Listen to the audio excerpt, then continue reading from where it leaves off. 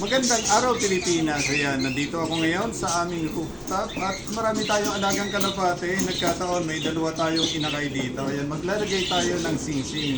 Ayan, bakit nilalagyan ng singsing ang kalapate? Ito'y palatandaan para malaman mo yung kalapate ay pag-aari mo. Ayan. Lalagay tayo ng singsing at ito yung aking personal ring na singsing. Ayan, lalagay natin. Kukunin nyo yung tatlong daliri, papasok nyo yung singsing, ayan, ipapasok nyo, ayan, hihilain nyo, tapos yung isa, dudukutin nyo, ayan, dukutin nyo, ayan. Kalimitan nagsisingsing ako, sa inakay na kalapate, umabot ng mga 15 days, ayan, nilalagyan nito ng singsing para palatandaan. Ayan, same procedure. Ayan, hilain nyo yung isa. Ayan. Kakatuwa mag-alaga ng mga kalapate.